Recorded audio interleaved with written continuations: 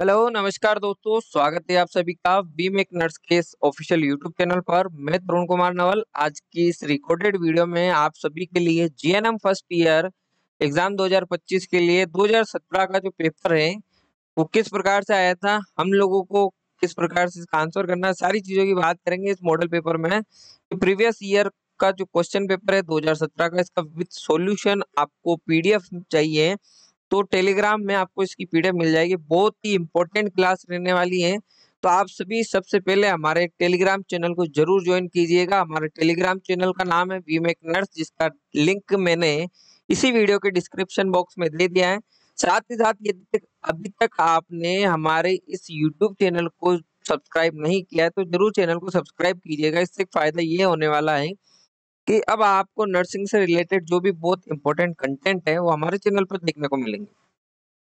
जो हमारे चैनल पर पढ़ाया जा रहा है उसकी पीडीएफ यदि आपको चाहिए तो टेलीग्राम में मिलेगी। टेलीग्राम में क्लास का जो शेड्यूल होता है वो भी वहां बताया जाता है।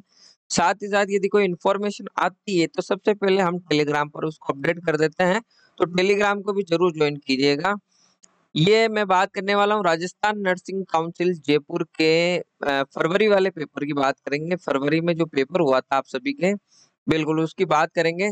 फरवरी 2017 का पेपर रहने वाला है, बहुत इंपॉर्टेंट पेपर है। इस क्लास से मैं आपको वादा करता हूँ कि आपको बहुत हेल्प मिलेगी। इससे एक चीज ये है कि आपको जब एग्जाम में बैठोगे तो एग्जाम में आप किस प्रकार पेपर लिखोगे, एक तो वो आपको इसमें नॉलेज मिलेगी। किस प्रकार से प्रश्न आते हैं, टाइप्स के होते हैं प्रश्न के, तो वो आपको समझ में आएगा आज की क्लास से। तो मैं कहता हूँ क्लास बहुत इंपॉर्टेंट रहने वाली है। आज की क्लास जब आप देखोगे पूरी कंप्लीट, आपको बहुत हेल्प मिलेगी। 75 मार्क्स का क्या होता है, आपका हर एक पेपर होता है, आपके 4 सब्जेक्ट होता है। मैं कोशिश करूंगा कि हर सब्जेक्ट के लिए आपके लिए एक वीडियो लेके आऊं, जरूर आपको जरूर पता चलेगा। 3 घंटे का आपके पास समय रहता है। तो ये हम पेपर फर्स्ट की बात कर रहे हैं आपके बायो साइंस की, यानी कि एनाटॉमी एंड फिजियोलॉजी। ठीक है, आप सभी को पता है एनाटॉमी एंड फिजियोलॉजी, ठीक है, बहुत इंपॉर्टेंट ये सब्जेक्ट है और काफी बच्चों को इस सब्जेक्ट में दिक्कत भी आती है। तो मैं उम्मीद करता हूँ आज की क्लास के बाद में किसी को भी कोई दिक्कत नहीं आएगी। मैं आपको बेसिकली एक छोटा मोटा बताना चाहूँ तो पेपर आपके 3 सेक्शन में आते हैं, section A, section B and section C. ठीक है, मोटा मोटा बता रहा हूँ जो कि बेसिक है। अब आप लोग यहाँ पे समझना, सेक्शन ए में आपके ऑप्शनल क्वेश्चन आते हैं, फिल इन द ब्लैंक्स आते हैं, ट्रू फॉल्स आते हैं, ये सारे इसमें आते हैं, मैचिंग वगैरह, जो कि 1-1 मार्क्स के सारे क्वेश्चन रहते हैं। सेक्शन बी में आपको 6 क्वेश्चन दिए जाते हैं एग्जाम में, जिसमें से आपको 5 करने होते हैं। हर एक प्रश्न कितने नंबर का होता है, 6 नंबर का होता है और 5 प्रश्न होते हैं। ठीक है, इसी प्रकार सेक्शन सी की यदि मैं बात करूं तो आपको 3 क्वेश्चन देंगे और हर एक क्वेश्चन 15 नंबर का होता है। इसमें से आपको करने कितने होते हैं, 2 करने होते हैं। क्लियर बात, बहुत अच्छी बात। ये आपको बेसिक मैंने समझाया है। अब आप जब प्रश्न पत्र खोलोगे तो सबसे पहले ऊपर लिखा होगा प्रश्न पत्र 3 खंडों में है, अ ब स में विभाजित है। तीनों खंडों को हल करना क्या है, अनिवार्य है, कंपलसरी है। इस चीज का जरूर ध्यान रखना। ऐसा नहीं कि आपने केवल सेक्शन ए कर लिया, सेक्शन बी और सी छोड़ दो, इस प्रकार नहीं होगा। हर सेक्शन को करना जरूरी है।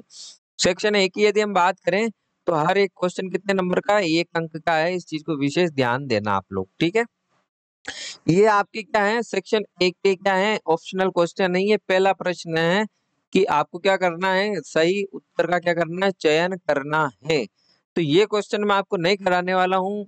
यदि आपको इसका आंसर नहीं आता तो आप कमेंट बॉक्स में जरूर कमेंट कीजिएगा। इसके लिए मैं आपको क्या करूंगा, टेलीग्राम पे इसका आंसर डाल दूंगा। अब आप कहोगे कि सर आप तो शुरुआत में ये प्रश्न नहीं करवा रहे हो, कारण क्या है? मेरा कारण ये है कि मैं चाहता हूँ आप इन क्वेश्चंस के आंसर खुद ढूंढो, ताकि आपको एग्जाम में बहुत हेल्प मिलेगी। अगर ऐसे क्वेश्चन ढूंढोगे तो आपको बहुत से हेल्प मिलेगी, सीधी सी बात है। और मैं इसके यदि आप चाहोगे तो आंसर डाल दूंगा टेलीग्राम पर, है ना, बिल्कुल। इसी प्रकार फिल इन द ब्लैंक्स है, ये भी आपको क्या करना है, सेल्फ करना है। प्रश्न संख्या 2 हमेशा आपके फिल इन द ब्लैंक्स आएंगे, 4 फिल इन द ब्लैंक्स आएंगे। इनके बेटे सोच समझ के आंसर आपको करना है। इसके भी यदि आपको आंसर चाहिए तो टेलीग्राम में आपको क्या मिल जाएगा, इसका आंसर मिल जाएगा। Clear cut, okay. ट्रू और फॉल्स ये भी आपको स्वयं को करना है। बड़े प्यारे प्रश्न होते हैं। ये भी आपके कितने 4 प्रश्न आएंगे, चारों को आपको क्या करना है, ट्रू और फॉल्स करने। क्वेश्चन नंबर 3 की मैं बात कर रहा हूँ। इसी प्रकार यदि मैं क्वेश्चन नंबर आपके 4 की बात करूँ दोस्तों, तो आपके मैच आएगा the following, match the following यानी कि निम्न का मिलान कीजिए।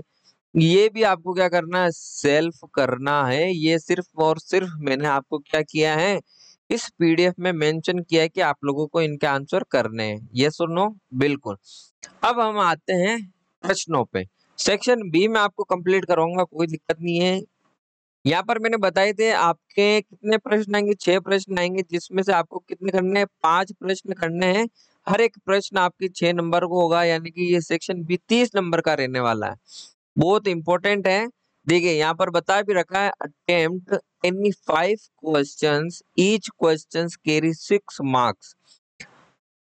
कोई भी 5 प्रश्न आपको क्या करने हैं 6 में से 5 करने, जिसमें से हर एक प्रश्न आपके कितने नंबर का है भैया, आपके हर एक प्रश्न कितने नंबर का है सर, बिल्कुल 6 नंबर का आपकी क्या है, हर एक प्रश्न। यानी कि 6 इंटू 5 करेंगे तो कितने हो जाएंगे दोस्तों, 6 पंजो 30।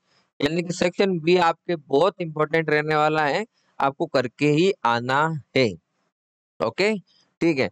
बात करते हैं यहाँ से 100 से 120 से वर्ड शब्दों के अंदर आपको क्या करना है, इसके आंसर्स लिखने हैं। तो बड़ा सोच समझ के लिखना है। ऐसा नहीं कि आप जब एग्जाम में बैठो तो केवल इसी के लिए आप बैठे रहो और बाकी सेक्शन सी आपके छूट जाए, ऐसी गलती नहीं करना है। इसमें बोला है कोई भी 5 प्रश्न कर लेना। प्रत्येक प्रश्न कितने नंबर का है, 6 नंबर का है, जिसका 100 से 120 शब्दों में क्या लिखना है, उत्तर लिखना है। पहले प्रश्न की यदि हम बात करें सेक्शन बी में, मतलब पहला प्रश्न यानी क्वेश्चन नंबर 5 होगा सीरीज के अकॉर्डिंग, और सेक्शन बी में यदि हम बात करें तो पहला प्रश्न होगा क्वेश्चन नंबर 5। कोशिका विभाजन में समसूत्रण की अवस्थाओं को लिखिए, ये आपकी 6 नंबर का है। उसी प्रकार इसका अगला प्रश्न है, नोजोकोमियल इन्फेक्शन के बारे में आप क्या जानते हैं। नोजोकोमियल इन्फेक्शन के बारे में क्या क्या स्रोत हैं वो आपको बताने हैं। तो सबसे पहले आप क्या जानते हैं, यानी कि परिभाषा आपकी कितने नंबर की हो जाएगी, 2 नंबर की हो जाएगी, प्लस आपको इसके बारे में क्या क्या स्रोत है वो लिखोगे तो 4 नंबर, यानी कि ये ओवरऑल आपकी 6 नंबर का हो गया। बहुत इंपॉर्टेंट सवाल है। उसी प्रकार प्रश्न संख्या 7 यानी क्रेनियल नसों के बारे में आप क्या जानते हैं, क्रेनियल नसों की सूची बनाते हुए उनके कार्य लिखने हैं। उसी प्रकार प्रश्न संख्या 8 सर्किल ऑफ विलस के बारे में समझाइए, ये 6 नंबर का है। फुफ्फुसीय रक्त संचार को संक्षिप्त में समझाइए, 6 नंबर का है। मस्तिष्क के निलयों यानी वेंट्रिकल्स के बारे में लिखिए, ये भी 6 नंबर का है। यानी कि ओवरऑल यदि हम बात करें तो आपको 6 प्रश्न दिए हैं, जिसमें से करने आपको 5 ही है प्यारे दोस्तों, इस चीज का विशेष ध्यान रखना। इसी प्रकार मैं सेक्शन सी आपको बताना चाहूंगा, क्लास लंबी हो कोई दिक्कत नहीं है, एंड तक देखना, मजा आएगा, इस चीज की मैं गारंटी देता हूँ। ये बोल रहा है लॉन्ग आंसर क्वेश्चन, यानी कि दीर्घ उत्तरात्मक प्रश्न है। ये बोल रहा है attempt any 2 questions, each question carry 15 marks, यानी कि 15 नंबर का क्या है, एक प्रश्न है। तो ये लॉन्ग क्वेश्चन है। आपको अगर 2 प्रश्न करने तो इसको आधे घंटे का टाइम देना पड़ेगा। तो उस हिसाब से आप इस चीज से एक चीज ध्यान रखना, टाइमिंग का भी क्या करोगे, आप मैनेजमेंट सीख जाओगे, समय निर्धारण भी आप लोग क्या करोगे, सीख जाओगे। यहाँ पर मैं प्रश्न संख्या 11 की बात करूं तो ये बोल रहा है draw a labelled diagram of digestive system, describe the process of digestion and absorption, यानी कि समझना। सबसे पहले तो आप लोगों को यहाँ पर हिंदी और इंग्लिश दोनों में क्या देंगे, प्रश्न देंगे, हिंदी और इंग्लिश दोनों में प्रश्न देंगे। अब आप कहोगे कि सर क्या केवल इंग्लिश में आंसर लिखना, नहीं, ऐसी कोई दिक्कत वाली बात नहीं है। आप हिंदी एंड इंग्लिश दोनों में क्या कर सकते हो, आंसर लिख सकते हो, और मिक्स में भी लिख सकते हो, कोई दिक्कत नहीं वाली बात नहीं है। इसका मतलब है पाचन तंत्र का नामांकित चित्र बनाइए, पाचन की प्रक्रिया और अवशोषण को समझाना है। 15 नंबर का क्वेश्चन है, कम से कम आपको 8 पेज लिख के आना है, 8 पेज, सिंगल 8 पेज की बात कर रहा हूँ, आगे पीछे मिला के आपके 16 पेजेस हो जाते हैं, इस चीज का ध्यान रखना। उसी प्रकार प्रश्न संख्या 12 आपके कह रहा है analysis the bones of human body, explain about structure of femur with labelled diagram, यानी कि मानव शरीर की हड्डियों की सूची बनाइए। फीमर का नामांकित चित्र बनाते उसकी संरचना का क्या करना है, वर्णन करना है। ये भी 15 नंबर का क्वेश्चन है, बहुत इंपॉर्टेंट क्वेश्चन है, रट लेना, याद कर लेना और समझ लेना, बहुत मजेदार है। प्रश्न संख्या 13 की बात करूं तो what do you mean by the sterilisation and disinfection, right the physical method of sterilisation in detail. आपको कह रहा है विषाणु रहित करण और कीटाणु नाशन से आप क्या समझते हैं, इसकी भौतिक विधियों को क्या करना है, विस्तार से लिखना है। 15 नंबर का ये प्रश्न है। इस प्रकार तो हमने क्या किया, सबसे पहले इंट्रोडक्शन में अपने क्वेश्चन पेपर को आसानी से समझ लिया। सारी चीजों की गणित आपको समझ में आ गई होगी। सी सेक्शन में आपको केवल और केवल कितने करना है, 2 क्वेश्चन क्या करना है, अटेम्प्ट करना है। सेक्शन बी में आपको कितने क्वेश्चन अटेम्प्ट करने हैं, सेक्शन बी में आपको केवल और केवल 5 क्वेश्चन क्या करना है, अटेम्प्ट करने हैं। ठीक है, ये सेक्शन मैंने आपके लिए छोड़ा है।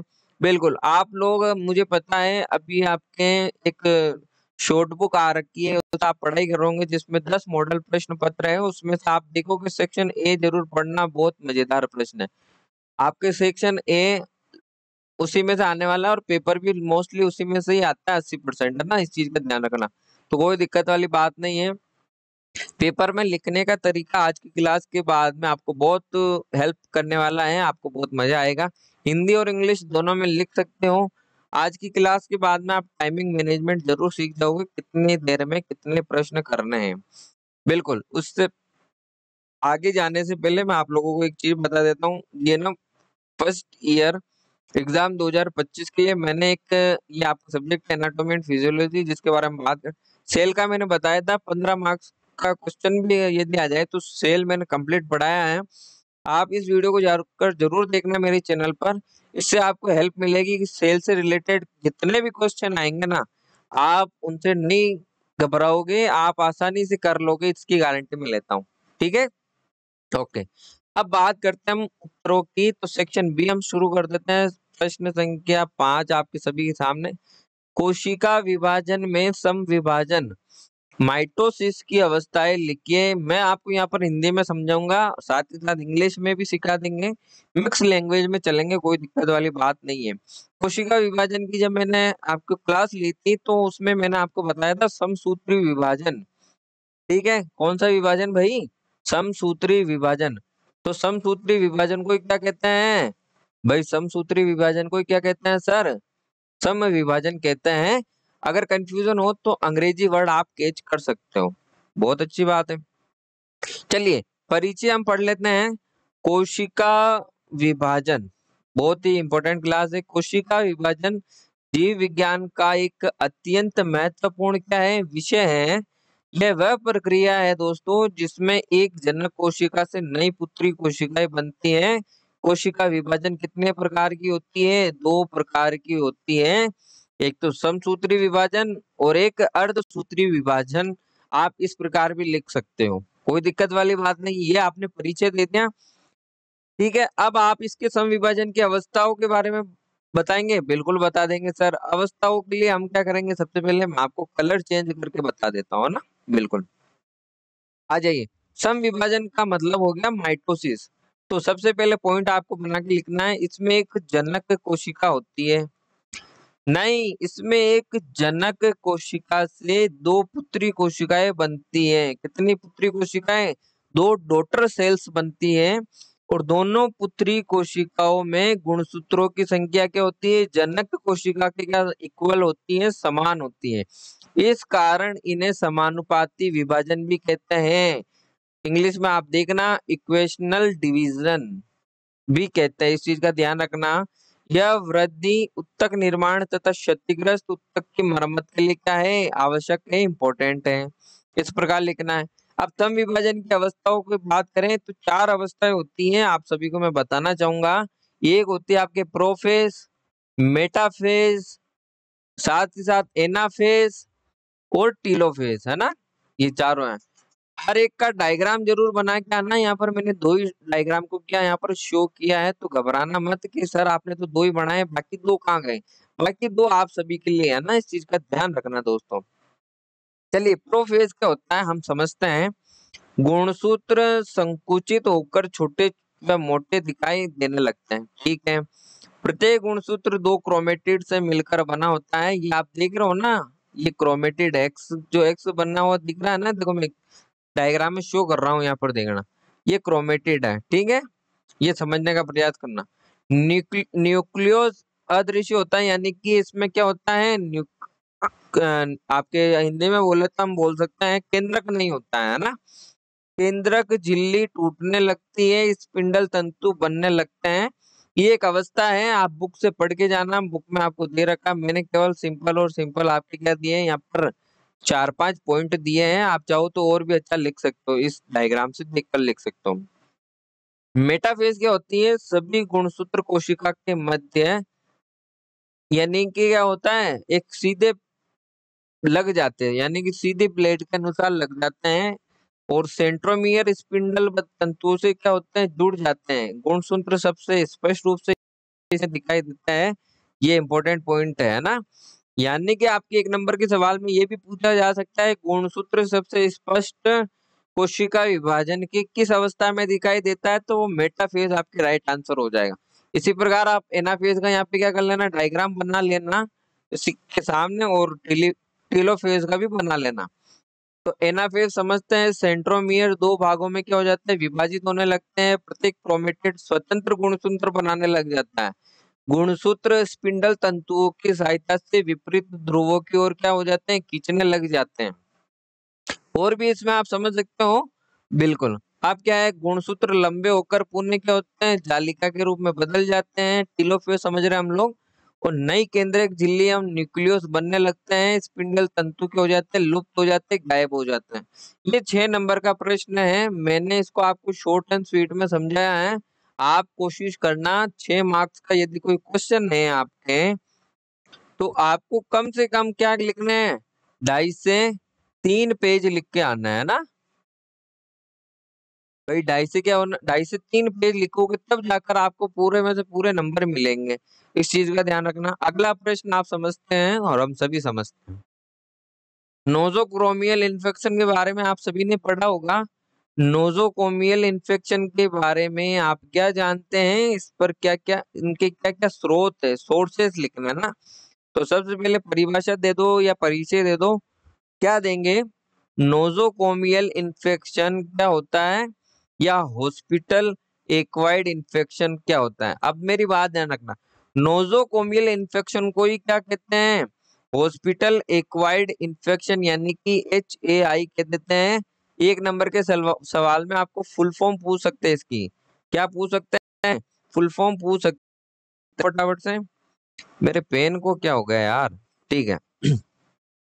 1 नंबर के सवाल में आपको फुल फॉर्म पूछ सकते हैं, बहुत इंपॉर्टेंट है। HAI का मतलब क्या है, तो आप स्पष्टली बोल सकते हैं, HAI का मतलब होता है सर हॉस्पिटल एक्वायर्ड इन्फेक्शन। ये चीज ध्यान रखना, ये मैंने आपको बता दी, ठीक है। ये वह संक्रमण है जो रोगी को अस्पताल में भर्ती रहने के दौरान होता है, और ये कितने घंटे बाद हो जाता है, 48 घंटे बाद हो जाता है भर्ती होने के बाद, है ना, ठीक है। अब इसके स्रोतों की यदि हम बात करें, तो नोजोकोमियल इन्फेक्शन के स्रोत है, सबसे पहले रोगी का शरीर, संक्रमित घाव, पेशाब, खून और थूक की वजह से क्या होता है, इन्फेक्शन हो जाता है। साथ ही साथ अस्पताल का वातावरण इंपॉर्टेंट है, गंदा पानी, गंदे कपड़े, बिस्तर, धूल के कारण। आपके चिकित्सीय उपकरण जैसे कैथेटर हो गया, इंजेक्शन हो गया, नेबुलाइजर हो गया, ऑपरेशन उपकरण हो गए। स्वास्थ्य कर्मी भी हैं, जिसमें संक्रमित डॉक्टर, नर्स और स्टाफ भी सम्मिलित हैं। सर्जिकल प्रक्रियाएं क्या है, ऑपरेशन थिएटर है, ICU है, और क्या है, संक्रमण के मुख्य स्रोत हैं। तो इससे बचाव के अपन को क्या लिखना है, रोकथाम के उपाय भी लिखने हैं। उससे पहले हम देख सकते हैं सामान्य उदाहरण, जैसे आपके यूटीआई का मतलब होता है urinary tract infection, hospital acquired pneumonia, ये सेप्सिस जिसमें blood infection, surgical site infection, ये क्या होते हैं, इसके एग्जाम्पल है ना, ये जरूर लिखा आना इंपॉर्टेंट है। रोकथाम यदि हम पढ़े, तो हाथों की नियमित सफाई करना, उपकरणों का स्टेरिलाइजेशन करना, ऑपरेशन थिएटर की साफ सफाई, स्वास्थ्य कर्मियों द्वारा इन्फेक्शन कंट्रोल प्रोटोकॉल का क्या करना होना चाहिए, पालन करना आना चाहिए। ये भी आपके 6 मार्क्स का है। अब यहाँ पर एक चीज आप लोग कहोगे सर ये 6-6 नंबर के आप तो 2-2 पेपर में कंप्लीट कर रहे हो, कारण क्या है? कारण कुछ नहीं है दोस्तों, पहले तो आपको इसको अच्छे से लिखना है। ये आपकी क्योंकि डेफिनेशन को आपको सबसे पहले अच्छे से लिख के आनी है, ठीक है। अगर आपने डेफिनेशन अच्छे से लिख दी तो अब इसके स्रोतों के बारे में आपको 2-2 लाइनें यहाँ पे लिख के आनी है। ऐसे नहीं कि आप मैंने इतना लिखा तो आपने भी इतना, आपको कम से कम 2 लाइन 3 लाइन हर एक स्रोत के बारे में लिख के आओगे तभी जाकर आपको मजा आएगा। ऐसे पेज भरने के क्या होंगे, स्मार्ट ट्रिक होगी, तब आपको भले याद ना हो, बस पेपर को लिखने का स्मार्ट तरीका आपके पास होना चाहिए। प्रश्न संख्या 7 की यदि मैं बात करूं तो क्रेनियल नर्व्स के बारे में आप क्या जानते हैं? क्रेनियल नर्व्स की सूची बनाते हुए उनके कार्य को क्या करना है, लिखना है। अब मेरी बात सुनो, परिचय लिखना। आप सबसे पहले मानव शरीर में क्या होती है, 12 जोड़ी क्रेनियल नर्व्स पाई जाती है। ये सीधे ब्रेन स्टेम और मस्तिष्क से निकलती हैं और सिर, गर्दन तथा कुछ आंतरिक भागों को क्या करती है, नियंत्रित करती, कंट्रोल करती है। अब क्रेनियल नर्व की मैं सूची भी यहाँ बता रहा हूँ, कार्य भी यहाँ बता रहा हूँ, लेकिन ऐसा नहीं कि आप केवल एक सिंगल लाइन में लिख दो, नहीं। आपको जैसे मैंने बता दिया, गंध की पहचान ऑल्फैक्टरी नर्व यानी जिसे आई से डिनोट करते हैं, इसके बारे में आपको कम से 3 से 4 लाइन लिखनी है, तब जाकर आपको नंबर दिए देगा एग्जामिनर, ठीक है। ऑल्फैक्टरी नर्व हो गया, ऑप्टिक नर्व हो गया, ओकुलोमोटर नर्व हो गई, ये सारी चीजें आप पढ़ लेना। मैं हिंदी में बताऊं आपको, दृष्टि से संबंधित गंध की पहचान करना, आंख की गति व पुतली का नियंत्रण, आंखों को ऊपर नीचे घुमाना, चेहरे की संवेदनाएं, आंखों की साइड मूवमेंट, चेहरे की मांसपेशियां, स्वाद व लार का श्रवण, सुनना और संतुलन, स्वाद निगलने की क्रिया, हृदय, पाचन और श्वसन का नियंत्रण, गर्दन में गंध, कंधे की गति, जीभ की गति, इस प्रकार आपकी क्या हो गई, 12 जोड़ी क्रेनियल नर्व होती है ना। बिल्कुल, तो ये सारे पढ़ के जाना। आपको इसकी पीडीएफ यदि चाहिए तो पीडीएफ के लिए मैं इस वीडियो के डिस्क्रिप्शन बॉक्स में आपको क्या दूंगा, टेलीग्राम का लिंक दूंगा, टेलीग्राम जाकर ज्वाइन कर लेना, आपको वहां पर इसकी पीडीएफ मिल जाएगी। और आप हमारे चैनल को भी जरूर सब्सक्राइब कीजिएगा। अब प्रश्न संख्या 8 आप सभी का आती है, सर्किल ऑफ विलस के बारे में समझाइए।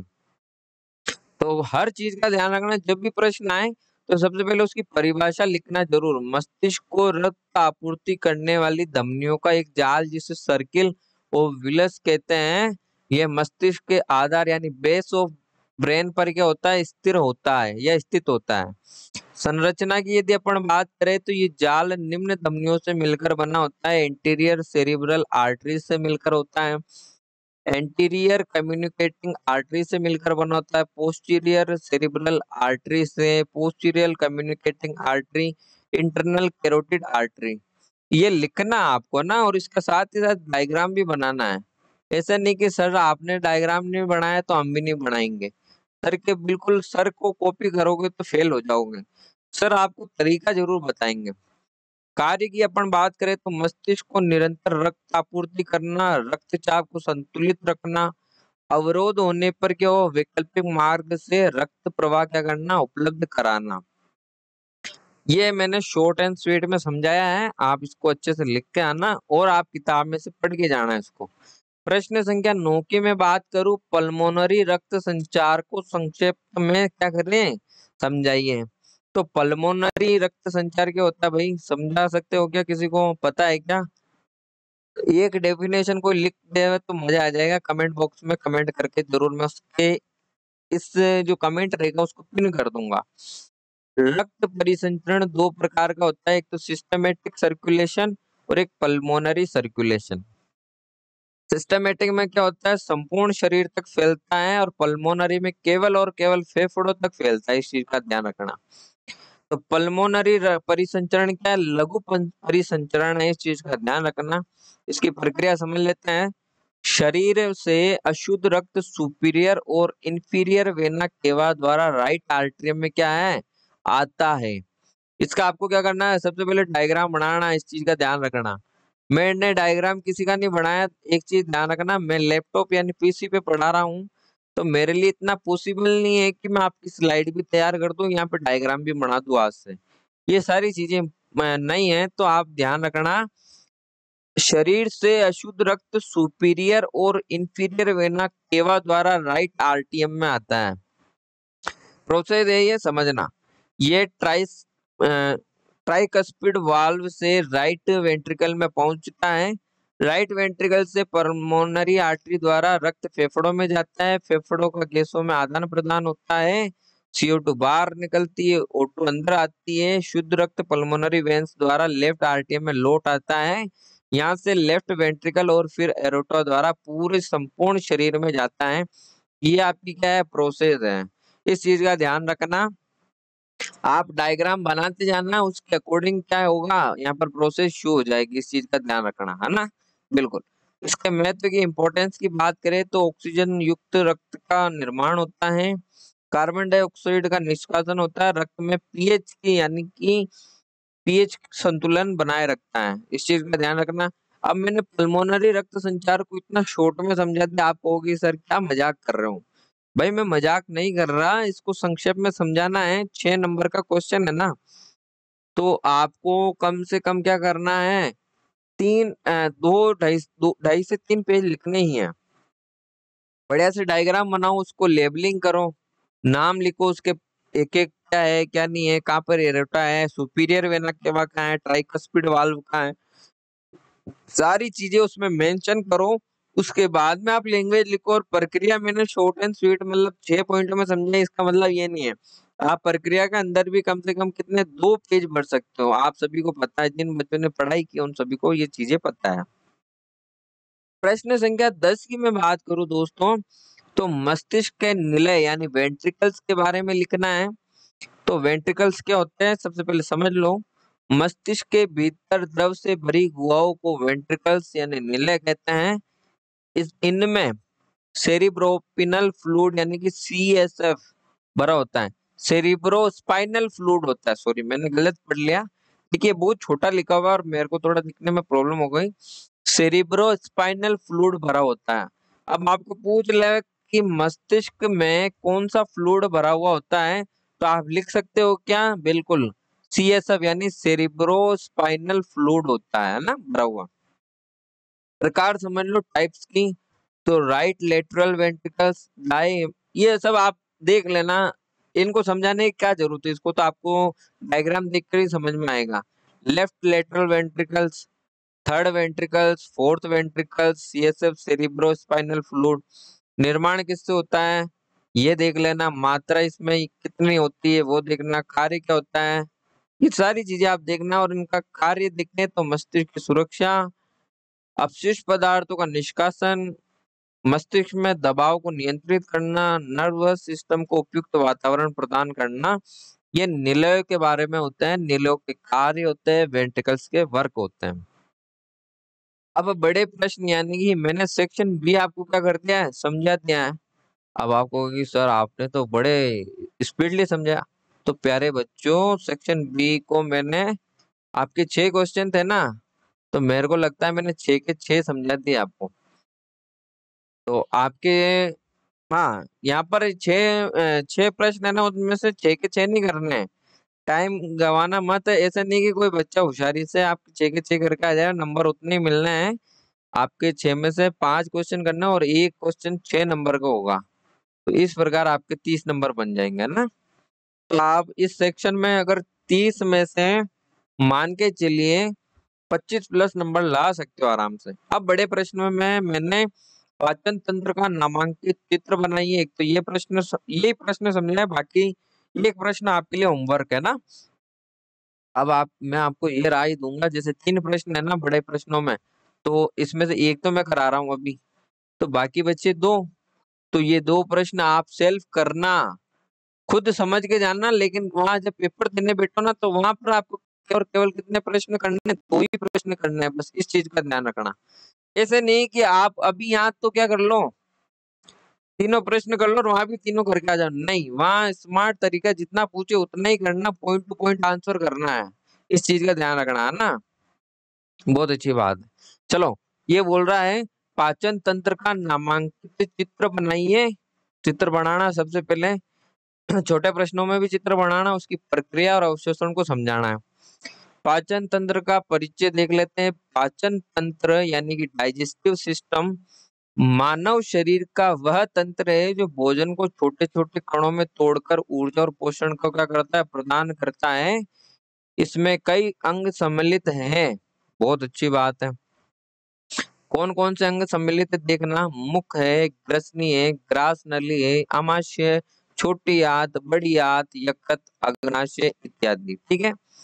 यह तंत्र भोजन के पाचन यानी डाइजेशन और अवशोषण यानी एब्जॉर्प्शन और उत्सर्जन यानी एक्सक्रिएशन में सहायक है। बहुत अच्छी बात है। पाचन तंत्र के अंगों की यदि अपन बात करें तो मुख, मुख में क्या होता है, भोजन का प्रवेश स्थान है। दांत चबाकर भोजन को छोटे छोटे टुकड़ों में तोड़ते हैं। लार यानी सलाइवा में एंजाइम सेलेवरी सेलिवरी एम्बलाइज कार्बोहाइड्रेट को तोड़ता है। ये आप देखना यार, ये मेरे दिमाग से निकल गया है। दूसरा है ग्रसनी यानी फेरिंग्स में क्या होता है, मुख और ग्रास नली को जोड़ने वाली नली है। ये भोजन निकलने में क्या होती है, सहायक होती है। ग्रास नली यानी इसोफेगस, ये भोजन को आमाशय तक पहुंचाती है। इसमें पेरिस्टलाइसिस नामक तरंग जैसी गति होती है। आमाशय क्या होता है, स्टमक जे आकार की थैली होती है। गैस्ट्रिक रस, इसमें हाइड्रोक्लोरिक एसिड होता है प्लस पेप्सिन प्रोटीन को क्या होता है, तोड़ता है। HCl जीवाणु को नष्ट करता है। छोटी आंत की बात करें, स्मॉल इंटेस्टाइन की, तो 3 भाग होते हैं, ड्यूडेनम, जेजुनम और इलियम। इसमें अग्नाशय रस, पेनक्रियास जूस व पित्त रस बाइल जूस को क्या करते हैं, भोजन को पूर्णतः तोड़ते हैं। कार्बोहाइड्रेट, ग्लूकोज, प्रोटीन को अमीनो अम्ल और वसा में, और फिर फैटी अम्ल व ग्लिसरॉल को बदलता है। बड़ी आंत क्या करती है, लार्ज इंटेस्टाइन, इसमें पानी का क्या होता है, एब्जॉर्प्शन होता है। अपशिष्ट मल को क्या करती है, बाहर निकाल देती है। यकृत यानी लीवर का क्या काम होता है, सबसे बड़ी क्या होती है, ग्रंथि है। और ये पित्त रस यानी बाइल जूस को क्या करती है, बनाती है और पाचन में इसकी हेल्प करती है। पेनक्रियास का क्या काम है, ये एंजाइम, ये सारे एंजाइम लिखे हुए 3 प्रकार के प्रदान करते हैं। कार्बोहाइड्रेट, वसा और प्रोटीन को क्या करते हैं, पचाने में सहायता करते हैं। पाचन की प्रक्रिया लिख देना, प्रोसेस। मुख्य में पाचन क्या होता है, भोजन धातु द्वारा चबाया जाता है। लार में सिलिवरी एम्बलेस स्टार्च को माल्टेज में बदल देता है, शर्करा में बदल देता है। आमाशय में पाचन किस प्रकार होता है, यहाँ पेप्सिन प्रोटीन को छोटे छोटे पेप्टाइड में तोड़ते हैं और एसिल भोजन को जीवाणु रहित करता है। छोटी आंत में पाचन, ये सब आप लिखना, आप पढ़ लेना। इसकी PDF मैं आपको प्रोवाइड करा दूंगा। मैं नहीं चाहता कि लॉन्ग वीडियो हो, बच्चा बोर ना हो, शॉर्ट एंड स्वीट में समझाऊंगा। अवशोषण आप जरूर समझाना, ठीक है। और पाचन तंत्र का महत्व जरूर लिखना। मैंने एक ही प्रश्न समझा है, ये आपके डायग्राम रहा, ठीक है।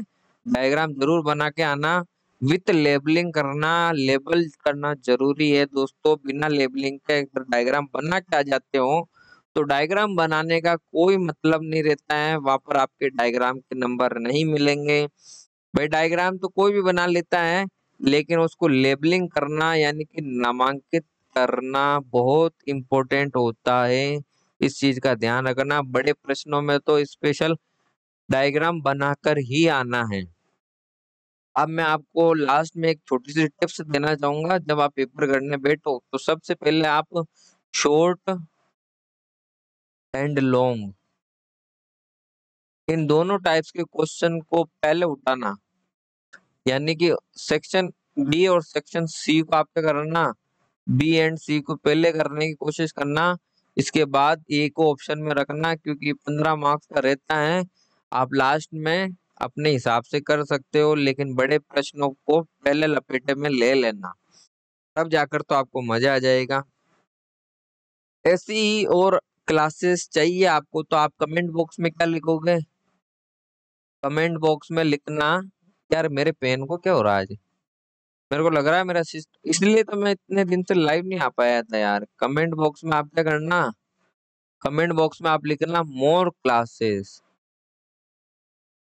तो मैं समझ जाऊंगा बच्चों को और क्या चाहिए, क्लासेस चाहिए, है ना। इस तरीके से लिखना। साथ ही साथ आपको इसकी PDF चाहिए तो डिस्क्रिप्शन बॉक्स में मैं आपको इसको लिंक दे दूंगा टेलीग्राम का। वहां पर ज्वाइन कर लेना और वहां पर मैं आपके 2017 के नाम से पीडीएफ मिल जाएगी। ठीक है, 2017 के नाम से आपको वहां मिल जाएगी पीडीएफ, उसको डाउनलोड कर लेना, पढ़ लेना। इन प्रश्नों को कम से कम 2 से 3 बार सोल्व करना। और आपको स्मार्ट, अगर कोई बच्चा चाहता है कि सर मैं और पढ़ना चाहता हूँ, तो आप सभी क्या करना, लास्ट 5 ईयर के क्या है क्वेश्चन पेपर उनको जरूर सोल्व करना। यदि कोई बच्चा उनको सोल्व करता है तो उनको बहुत हेल्प मिलेगी। हमारे चैनल पर भी आपको अल्टीमेट कंटेंट मिलते रहेंगे जो कि आपके लिए बहुत हेल्पफुल रहने वाले हैं। मिलते हैं इसी नई क्लास में, जब तक जय हिंद, वंदे मातरम।